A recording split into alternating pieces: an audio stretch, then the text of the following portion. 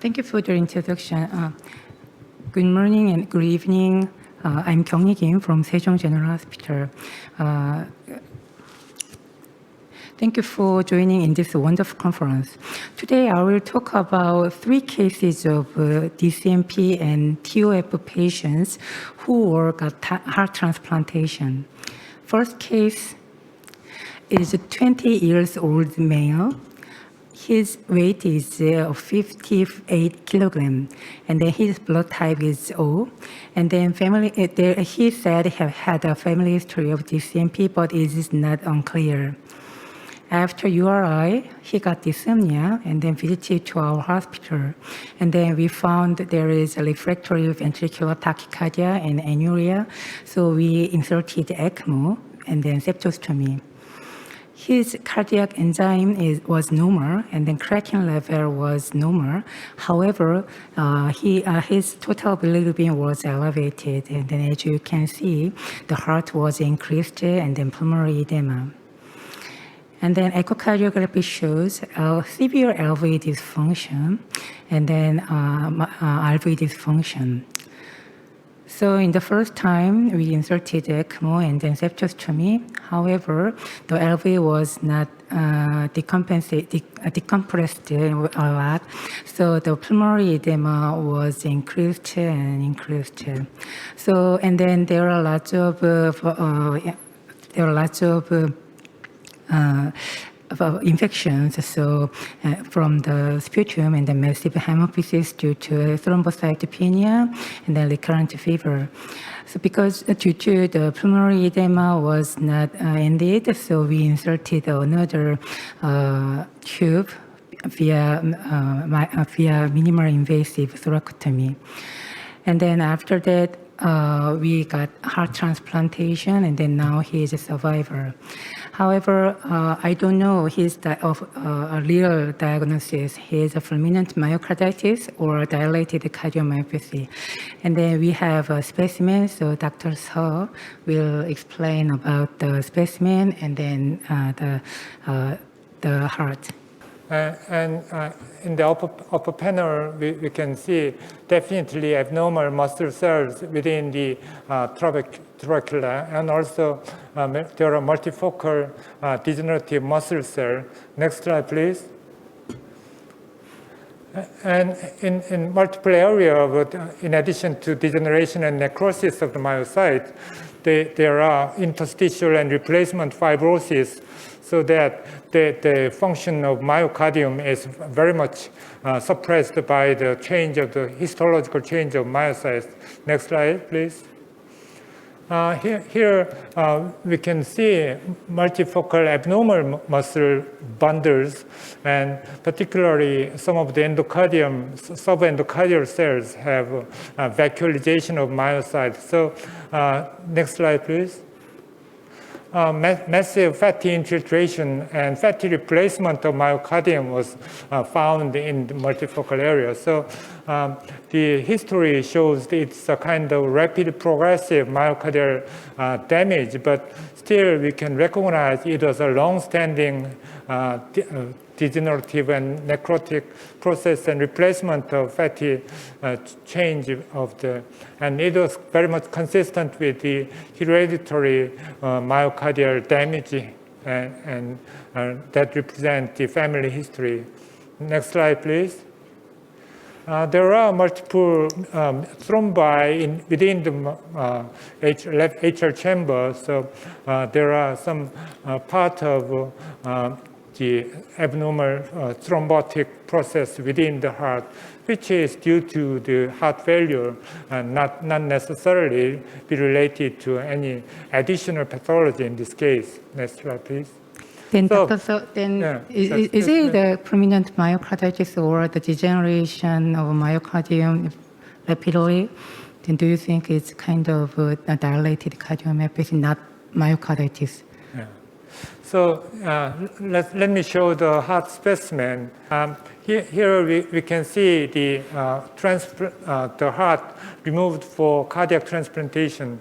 The size of the heart is not very much big. It is a rather normal size, and we can recognize dilation of left ventricle chamber and not very much hypertrophied, but still the mass of left ventricle is abnormally thickened. And also we can recognize, could you make much close-up view, zoom in please?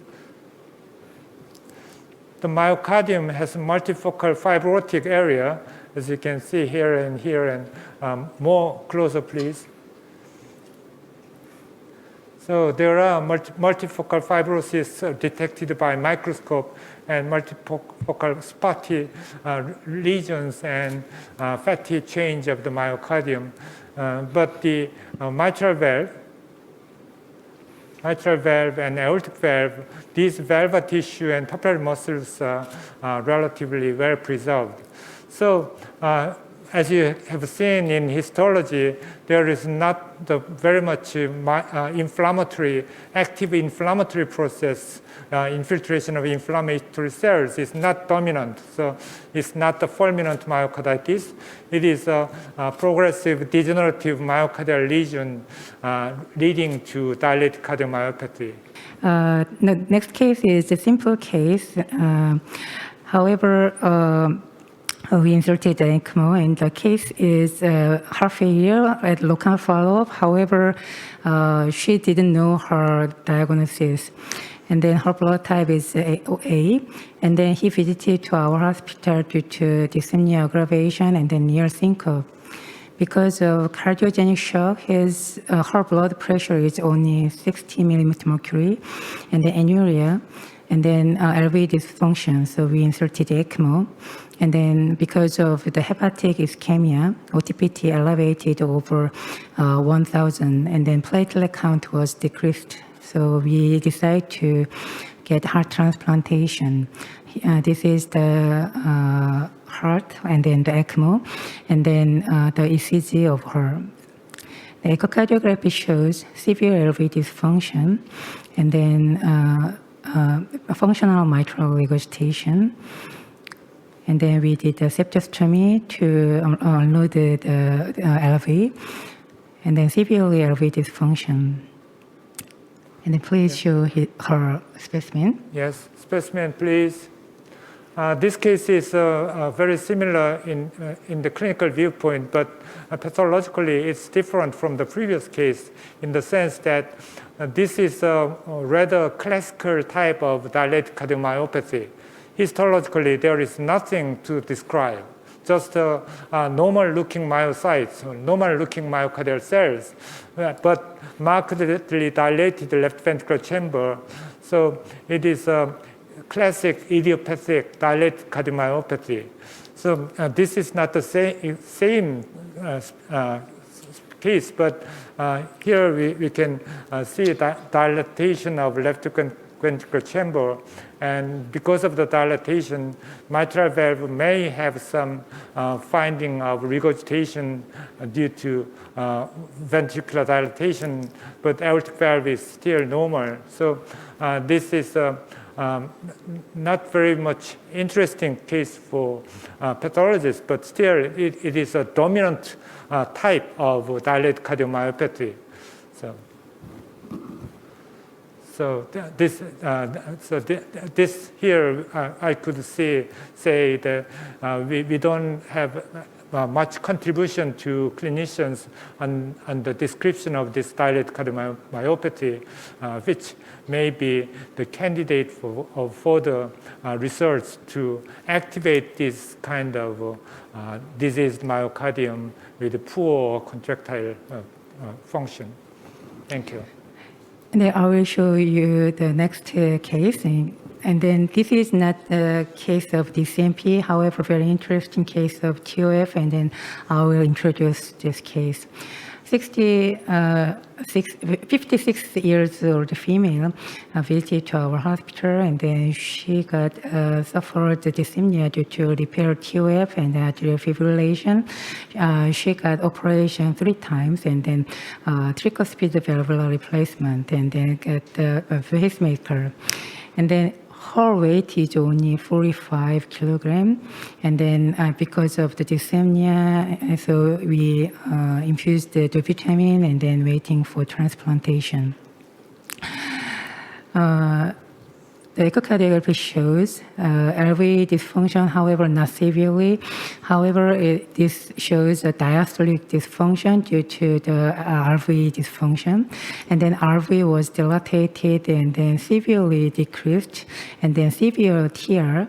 So in the first time, somebody thought if she will be okay if the tricuspid regurgitation repaired. However, our team decided not to get another surgery because of the severely RV dysfunction and also LV dysfunction. So we decided to get heart transplantation. So fortunately, there happens in donor, and however, his body weight was over 100 kilograms, and then my recipient was 45 kilograms, so there is a size mismatching. However, because of her heart was so increased, especially RV, so we decided to get heart transplantation. This is the donor echo. Donor echo looks not so small. His heart is so big, and then LV hypertrophy. However, it was very successfully heart transplantation. So after 3 months later, her heart was normalized, and then she is relieved from the dyspnea. So I will show you the specimen. This age of this patient was 56, so he has been relatively well after more than 50 years after surgery.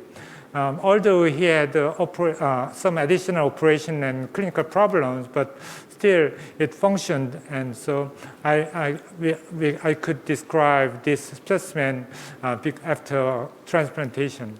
From the epicardial side, pericardial side, we can show adhesion of visceral and parietal pericardium due to several operative history, and also operative wound are shown in the right ventricular anterior wall.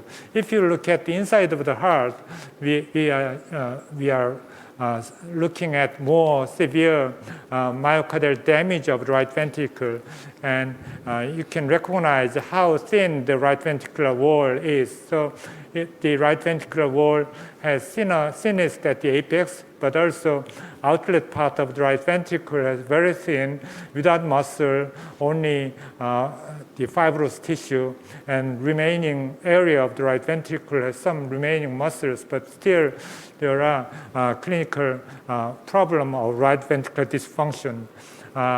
The other side, this is the anterior side, so this is the view from the apex to see left ventricle and tricuspid valve and right ventricular outflow and pulmonary valve. So if you look at the right atrial side, we can recognize the tricuspid valve ring insertion to reduce tricuspid regurgitation. So it was effective for a while, but still the right atrial enlargement and right ventricular enlargement and dilatation and insertion of the electrode to stop the ventricular arrhythmia are shown in here in the atrium and in the ventricle.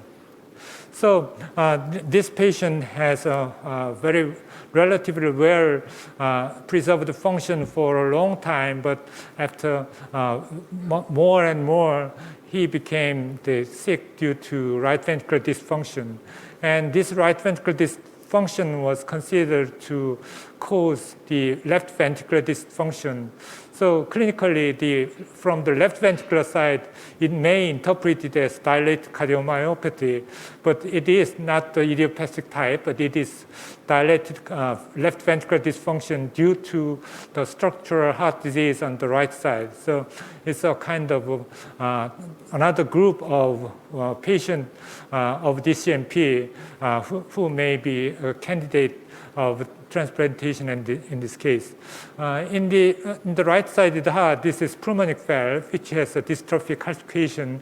And there are still several remaining cardiac problems in this right ventricle side. But as I have discussed already, the clinician considered another type of interventional surgery to the right side of the heart, but rather it is time to replace the whole heart to make a transplantation to stop the abnormal function of right ventricle. And finally, it was very successful to restore the cardiac function at the end.